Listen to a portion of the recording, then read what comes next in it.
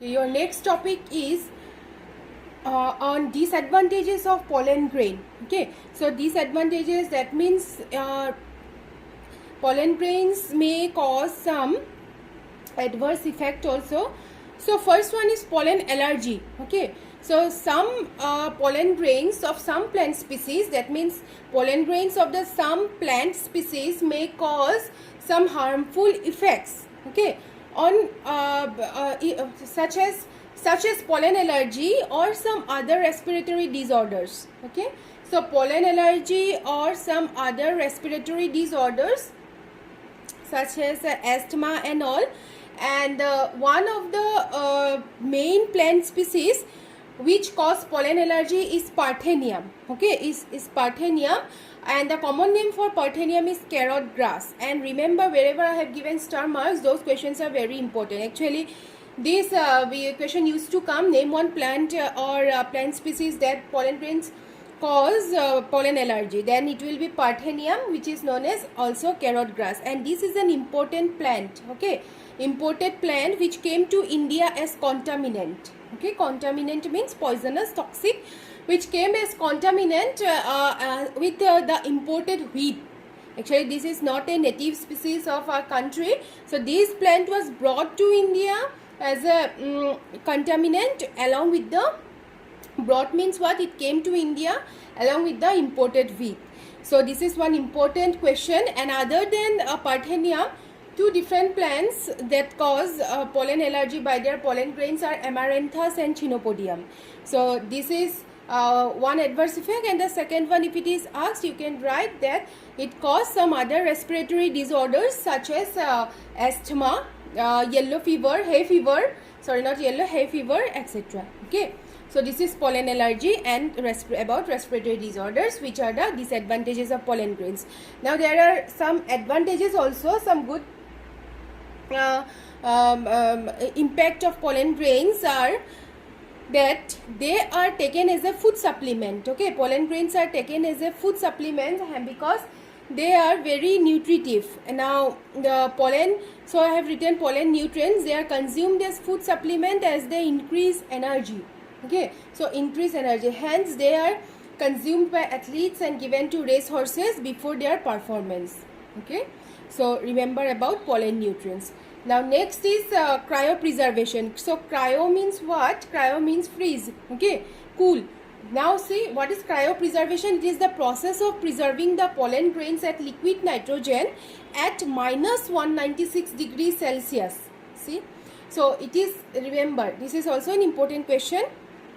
What is cryopreservation, or how pollen grains are preserved in liquid nitrogen at minus 196 degrees Celsius, and why this preservation is required? It is required for crop breeding or plant breeding programs. Okay, and where this preservation, the place where pollen grains are preserved are known as pollen banks. Similarly, seeds can also be preserved, known as seed banks, like gene banks, seed banks. These are the places where pollen grains or seeds can be preserved. Okay, so this is all about the male part, androecium or the stamen. Now we will start the next female reproductive organ of female, which is also known as gynoecium, carpel or pistil. Okay, so gynoecium, carpel or pistil. On right hand side I have drawn one figure. See, that is the whole part is known as gynoecium or the carpel or pistil, which consists of three main parts: stigma, style and ovary. Okay, so stigma, style and ovary. And this stigma acts as a platform for the pollen grains. So this is the place where pollen grains comes and fall for fertilization. Style, this is the part through which the pollen tube enters. That means protrusion of the pollen tube occurs after falling on the stigma. And third is the bulged part, which is known as the ovary. So it is the bulged part situated at the bottom or the bottom part of the gynoecium, and after fertilization this ovary forms the fruit. So inside ovary ovules are there. Okay, so ovules, after fertilization they will form the seed. Now these are the parts of the gynoecium or carpel, and ovules are attached to that structure through placenta. Okay, so now based on the number of carpels, So number of pistil or carpels or gynoecium a plant possess, a flower possess, it is divided into two types. One is monocarpel, one is multicarpel. Mono means one single carpel, multi means more than one carpel. Now these multicarpel are again divided into apocarpus and syncarpus. This is also an important part. So apocarpus means if the carpels are free, they are not attached to one another, then it is known as apocarpus. And syncarpus, in this condition the carpels remain fused with one another. Okay, so the carpels remain fused with one another, that is known as syncarpus. So example for syncarpus is papaver and apocarpus is michelia. Okay, so remember this point, apocarpus and syncarpus, this is an important, this from this part important questions used to come. Next we will start with your structure of megasporangium or ovule, which is present inside the ovary. So see, this structure consists of the following parts. So first one is collageal end. So this represents the base of the ovule. Okay, so the bulge structure is the ovule and the base of the ovule is the collageal end. Second is the integuments. These are the protective covering. Okay, it may vary from one to many. And this protects the inside structure, which is the embryo sac. And if number of integument is 1, we call it as unitegmic. If 2, bitegmic. If sometimes integument may be absent, and we call it as ategmic. So integument is present throughout the ovule except at the part through which the pollen tube enters, which is known as micropylar end. Okay, so this is the part opposite to collageal end, and at this point only the integuments are absent. Next is nucellus. So integuments encloses this nucellus, which we can also call it as megaspore mother cell, because after fertilization this results in the before fertilization only, on maturity MMC or megaspore mother cells results in the formation of female gametophyte or embryo sac.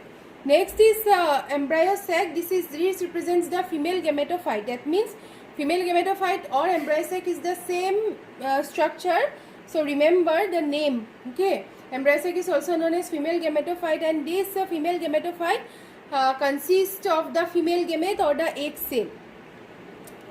Next is micropyle. This is the pore through which the pollen tube enters, present opposite to collageal end, and in this part integuments are absent. Next is hilum. Hilum is the junction between ovule, body of the ovule, and the funicle. Okay, and the funicle or placenta you can say. And last is the funicle. This is the part which attaches the body of the ovule with the placenta. Okay, so these are the structure. Remember, seven structures are there: collageal, integument, nucellus, embryo sac, micropyle, hilum, and funicle. And this, along with the diagram, the structure is very important. It usually comes for 3 marks.